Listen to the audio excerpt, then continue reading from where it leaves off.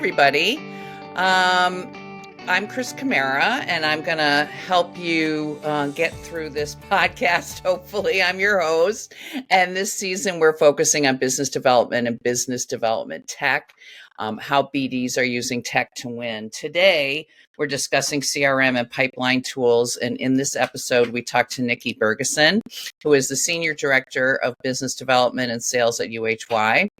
We will explore how firms structure, track, and visualize relationships and opportunities. This is an episode you won't want to miss. So, Nikki, thank you so much for coming on the show today. But before we jump right into the questions, why don't you tell us a little bit more about yourself? Sure, happy to. Well, thank you for having me, Chris. So I'm an experienced sales and sales management business development person, been doing this for 20 plus years.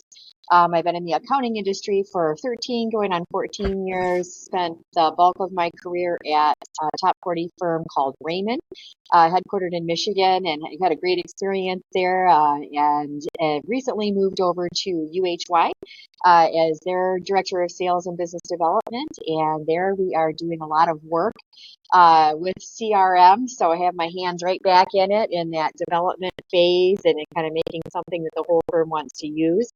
And just really happy to be here today, big supporter and fan of AIM. So happy to have been invited to talk with you today. That's fantastic. I thought you were with Raymond. When I saw UHY, I thought, wait a minute, is that right? But great, you just moved over there. I did. Okay, great. So let's dive right into the questions. CRM is such a big issue. So what makes a CRM truly work for BD teams? What features or workflows matter the most? Sure, great question. For business development in an accounting firm, a CRM really needs to be seen as something that's more than just a contacts database. I think a lot of us look at it that way. And really a CRM is there to help enable relationship management, hence the name, right? Customer relationship management, Right. and also pipeline visibility and collaboration across the firm. And so I think that a few of the things that really make it work, especially from that workflow perspective, and what do we mean by workflow, right? So let's get into all of that. But really, you have relationship intelligence, which is the basis of why you have a CRM. And it's a true perspective on your clients, right? So it consolidates all those touch points, emails, meetings, proposals, billing history, right, into one profile in the CRM. And the only way you can really do that is by actively using it and connecting it, right? Having a workflow that comes from your finance or billing system back over to your CRM. It also shows you who knows who within the firm, which is really important, and it can show the strength of those connections that you have. I really believe that CRM is important in professional services from the standpoint of tracking opportunities. We have to be able to see which practice areas in our firm are engaged in the pipeline in new opportunities, and where is there room for expansion, right? That's the key to our success these days. Having something like a sales process that if you haven't established one in your firm yet, 4 or 5 stage process, where are you in that process? And then integrating that stage process into your CRM so that you have a meaningful pipeline that shows you, right, how many dollars and what service line and who the people are, or whatever slicing and dicing you want to do are in that pipeline. It also gives you those collaboration features. So being able to really understand what's happening with an account, with a client, because typically there's more than one hand in that pot, right? You have, client service is typically a team of people from the same department, additional departments ideally, and your BDs, right? Your business developers. And the key to that, to be like sharing notes and activities, is you have real-time updates on what's happening with your clients. We're really good in accounting firms at looking in the past and seeing what happened and analyzing that and predicting future and all of that. But imagine having it real time in front of your fingertips at all times. We can also do upcoming meeting notifications on clients, right, to keep us on track. We can, really importantly, look at opportunities that are stalled and set up alerts when marketing generates a new lead that comes over to us. Have an alert in the CRM that really lets us know about that. As far as integrations go and the workflow, though, I would say there are two that are really important. Number one, email and calendar sync, right? Most of us are using Outlook, but automatically log those interactions from Outlook or Teams or something like that. And then, like I mentioned earlier, that billing system or finance system integration, understanding real live billing for a client and pulling that into our CRM really helps us make informed business development decisions. And so the key to all of that then is, of course, we need some reporting and dashboards. And so we talked about pipeline. What about segmenting our clients and things like that in CRM? But the reality is with the CRM, you can integrate all these beautiful workflows you want, but if it's not easy to use, we're going to struggle with adoption in our firms, right? And so creating things like mobile access, letting people have access to your CRM on their phone is a key. It's really, really easy to do. And making things easy to enter. We tend to bring a CRM into our firm and we're so excited it can do all these amazing things. And then we typically overcomplicate it. And then it makes it Yeah. very hard to use. So yeah, we're really good at that. So I would say all in all, that's really, as far as the workflows, I really think that integration with your billing system and then with maybe Teams and Outlook are the other keys. Okay, great. So you touched on this already, but adoption among the busy partners and relationship managers. Now, you said make it easy. That's one way to do it. But how can you drive that consistent adoption? You know, if I had the perfect answer for that, Chris, I'd probably be a multimillionaire consultant in the accounting industry because we You all would. deal with this, right? Yeah, everybody has Right. the same problem. But adoption, right? You're asking people who are billable by the hour to engage in a system that isn't that always well done or well adopted yet. So how do we get there? So build a roadmap, right? Have a game plan, crawl, walk, run, whatever it takes to get there and communicate that game plan with your firm so that they understand it. But I think the key to adoption, and it's going to sound a little bit harsh, but the reality is we have to tie it to compensation or we're never going to truly see a change. And Okay. so how do we do Gotcha. that, right? It's so much more than just a tracking system. But if we can show that CRM gives us what our partners truly care about, things like how does it protect our relationships, right? We work so hard to create these important relationships with our clients. How do we maintain them? Well, CRM can absolutely help you do that. It helps us avoid missed follow-ups. It can strengthen our client trust. The client told me 6 months ago about their kid was leaving for college. Now I have that in my notes. I'm going to make sure I follow up on that, right? And it's keeping that data. And then we link it to revenue and cross-selling. We all need to be cross-serving our clients, right? And so showing our partners how CRM insights can help us uncover new opportunities for that is very helpful. Embedding some of these workflows that we talked about with Outlook and other softwares that you may be using in your firm. And give everybody access to those pipeline partners. Everybody in the firm should be able to see what's in the pipeline and see who are those top accounts and, be able to see their tasks coming up at a glance. But the reality is, back to the compensation issue, most firms are using some kind of measurement tool for their partners' performance. And that may be a scorecard. It could be through their billing system. Ideally, those metrics that they get measured on should come from CRM. And so I had some great experience with that in my previous role where the scorecards were only tied to CRM. So yes, we brought in billing metrics and we brought in all the important realization, utilization, all of those things. But for new business, how many referrals, how much cross-selling am I doing? How many things have I been able to grow within my current client? That was all tracked through Salesforce. And that scorecard, it could only track it if it was entered into Salesforce. Well, guess what happens when you do that, Chris? Right. Everybody figures it out, right? And this is how we're going to do it. And it's Okay. not always the partner entering it. So, we'll talk a little bit more about creating support systems and things like that. But offering some kind of centralized concierge service internally at your firm that can support partners when they need to update records. Now, the scorecard is going to get them to help, hopefully, understand the metrics that are coming through Salesforce. But then let's give them some help. on getting there, right? And actually Yeah. measuring those things.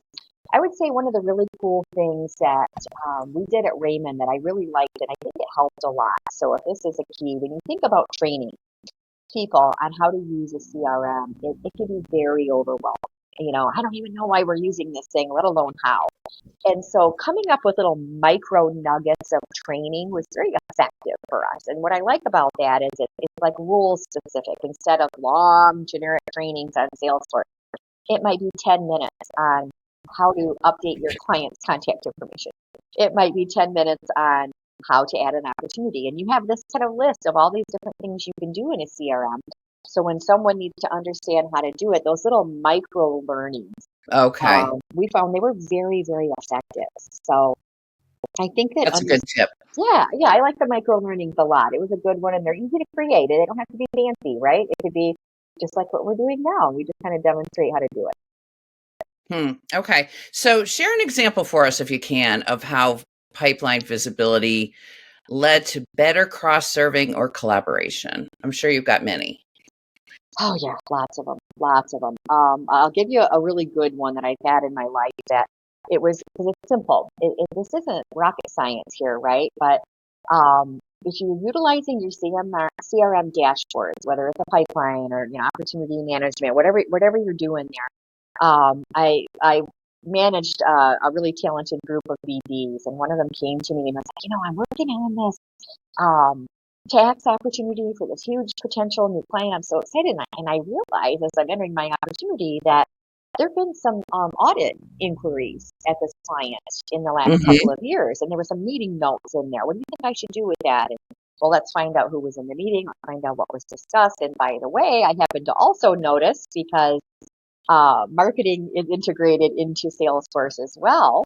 So whether you're using marketing automation, whatever you use for it, right, integrating that into activity into Salesforce is key. In this example, not only could we see that there were audit conversations in years past, but they had downloaded a white paper on cybersecurity risks. Well, ding, ding, Okay. ding, right?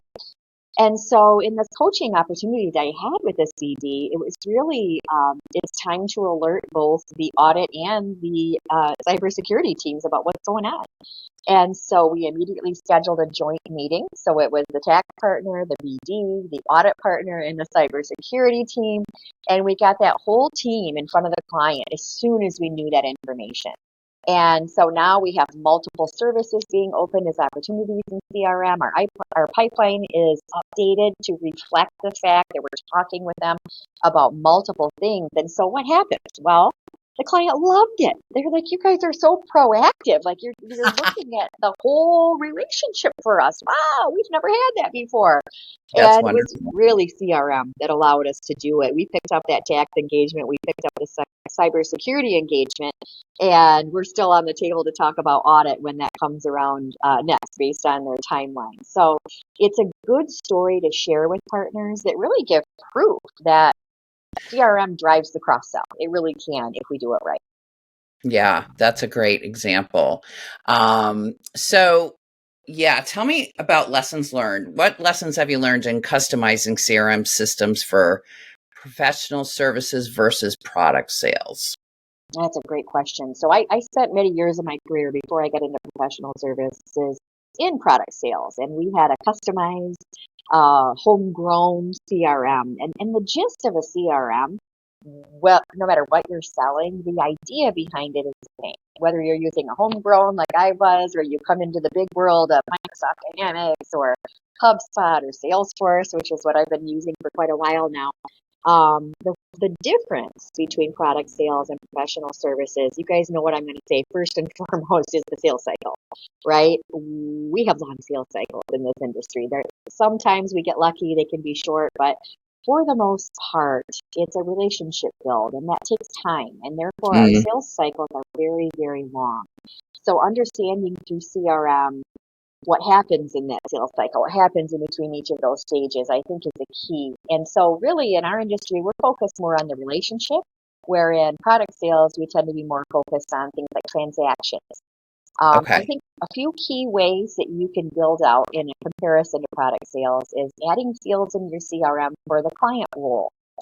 And that client role may be, like, we can just call it CFO. It may encompass director of finance. It may, in some cases, it might be the controller. And we can differentiate. But building out those roles of the buyer really helps us, I think, customize it toward professional services. We might want to have the tax director from our client in there. We may want to have the audit committee chair, whatever that may look like. We're looking to grow and strengthen those relationships with those people. So understanding those roles can be really helpful. And I would say understanding the source of the opportunities is really important. And I know a lot of firms are doing this, and I know a lot of firms are not yet doing this. And here's why it's important. We have to know where our opportunities are coming from. Did it come from an external referral source? A COI, it could be a banker, it could be whatever, wherever you get your referrals from. Understanding where it came from, who's influencing it, that allows us to drive new work, right? And so being able to say it was a marketing qualified lead and it came from our website, or it came from my friend, John Smith at ABC Bank, right? Those are Sure. two different opportunity sources. So really getting our hands around things like that, getting our hands around cross-serve visibility. We must understand which service lines in our firms are engaged, right, in the pipeline and with sold business, and where is there room for cross-selling. I guarantee you there is room in any of our firms. There is always room for more cross-selling. If we could figure that one out, again, boy, we would never have to leave the office, Chris. Right? Just pick up the phone. Absolutely. So That's things funny. we can do to differentiate from product sales too, we want to think a little bit about realization, utilization data, and how that can inform our business development conversation. So if we understand work that we've done for the client or are currently doing for the client and how we're doing on that work, right, that can really help us as we're having conversations with the client and help us strengthen those relationships. But really understanding the focus on the volume that we need. Where in product sales, it's all about volume, speed to market, all of that kind of Sure. thing. But for us, we really have a relationship-driven business with long sales cycles, and we have to have deep client intelligence and collaboration tools. So product sales, again, CRM, it's transaction-driven and short cycle. It's optimized for speed, pricing, logistics. We're here for the long-term play with those deep client relationships. It is long term. So let's switch gears a little bit and talk about marketers. Now, how can marketers use CRM data to prioritize their campaigns or their outreach opportunities? Yes, absolutely. Such an important thing that we're talking about. You've probably seen me on a podcast in the last couple of years talking about the importance of business development and marketing and our relationship and our understanding of each other and how we work. So I am thrilled that you asked that question, Chris. Really understanding how to segment clients by growth potential, right? So, let's just go cross-sell and hope that it works out, or let's cross-sell to our top tier clients where we know they need us the most, right? Which one's going to bring in more revenues? And we can use CRM insights from the marketing perspective, looking at revenue trends and service penetration within our clients. We can also look at engagement history to really understand those high-value top tier accounts. So we might, for example, we could target any of our clients who only have tax and we have relationships there. We can target them for audit or advisory or consulting campaigns, right, to launch through marketing. We can also do behavior-based targeting. So like leveraging our CRM activity logs. So they went to an event, they downloaded a white paper, whatever that is, to trigger a personalized outreach. So I can promise you from the BD side where I come from, we could use some help with that. So really understanding on the marketing side that behavior-based targeting, like, hey, BDs, we know that these clients need a personal outreach from you on X, Y, and Z. That's extremely powerful and extremely helpful. We can also use CRM from the marketing perspective to flag at-risk accounts. Maybe there hasn't been a lot of engagement. Maybe we have some stalled opportunities. I can't tell you how many times I've been coaching business developers on my teams where they say, yeah, they just don't call me back. I emailed them and they do what Yeah. either, right? They're ghosting me. Like we hear that as Yeah. sales leaders a lot. And so CRM is really a place that marketing can step in and say, hey, these opportunities are stalled. Let's launch a retention campaign. Or let's launch a campaign, where there are issues, or let's launch a campaign that really ignites their interest again. And then, of course, and I think this one goes without saying, but CRM is a key to measuring campaign ROI. As marketers, right, definitely it's a challenge to measure ROI in a lot of the things that we do. But tying marketing touches, email, events to pipeline movement in CRM, not just the dollars, the revenue that comes in at the end. That's of course the big win. But what about that pipeline movement in CRM that was influenced by those marketing touches? And how is marketing influencing those conversations? So there's a lot of opportunity there for marketing. I would also say marketing, please step in on pipeline management and things like, Yeah, I was wondering about that. Like, how much yeah, of a role should they play in that? a big role. And I think we Okay. need to work, I think marketing in BD, if you're that one person who's managing all of it from your firm, you have an advantage. If you're two different departments, right, like where I live, we work hand in hand in the number one, data stewardship. There isn't a firm in this country who I guess would probably say, oh, we have our hands around our data is perfect. No, nobody's data is perfect.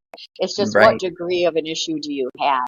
And so marketing stepping into pipeline management when it comes to data stewardship, help us ensure those contact records are clean, that they're complete, that they're enriched with details, whether you're using a software to do that and we're coming in and we're cleansing our data with it, right? And making sure that's happening.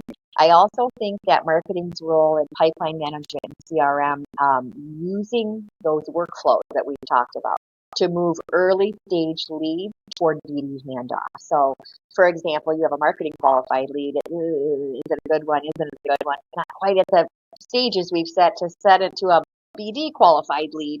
And so putting in some workflows in there to move those leads forward faster, I think are a big key. And then of course having marketing dashboards and visibility into the pipeline and understanding marketing source opportunities. So this one came in through the website. So this one went to an event. And understanding the campaign impact on the whole health of the pipeline and sharing that information with BDs and leadership. I think we need to hear your perspective on that. And marketing needs to have more of a voice in that. I see marketing as like a strategic engine behind pipeline growth. It's not just about sales. It's not just in BD. It's not just about the partners. It's really marketing, utilizing CRM data to prioritize. There's only so much budget we have for marketing. So prioritizing Mm. outreach, nurturing of leads, and providing what I desperately need, which is actionable intelligence to our BD teams. So marketing has a huge role to play in CRM, and it's defining some of that and defining the lead process and how we work together and do that. But marketing has a huge role there and a very important role. Sure does. So, you talked about ROI and that being key, of course, but it's harder to quantify in professional services. So, how do you get leadership buy-in for the value of CRM? I hear you. That's a great question. And we've all been challenged with it, right? Again, building a roadmap up front is big. And maybe doing that crawl, walk, run methodology. Like if we can get to the crawl phase of just the basics of CRM by this date we want to be running and define what running means, and walking in between all of that. But I think that the value of CRM when you're tracking in other ways, it's hard to show it. But, well, we're tracking that in our billing system. We already know that. But again, we're looking backwards. And when you're a firm who's on a path of growth, you need the crystal ball. You need the crystal ball to see what is happening right now and what's going to happen in the future, not the after fact, right? Like, oh, that happened, therefore we can make some assumptions. But you need that crystal ball to look into what's happening right now.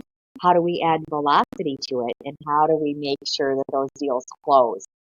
One way to frame CRM to leadership with understanding the importance of it is really it's a risk mitigation tool. Our accountant friends love that, right? It is a risk mitigation tool. It protects our relationships with our clients. It makes sure we have the client knowledge, right, that we need to have, and we're not losing it when a partner retires or leaves the firm. CRM is our key to that. Now you can automate it. You can get into doing some really cool things with some softwares out there where you can say, oh, pull every email they've sent to a client in the last 6 months and update that email address in CRM for us. You can go that far, or you can do it manually, right, before that partner leaves and make sure we have all that contact information. So the risk of losing those clients then diminishes, and CRM is the key to that. I think it also helps us with that whole ghosting, right?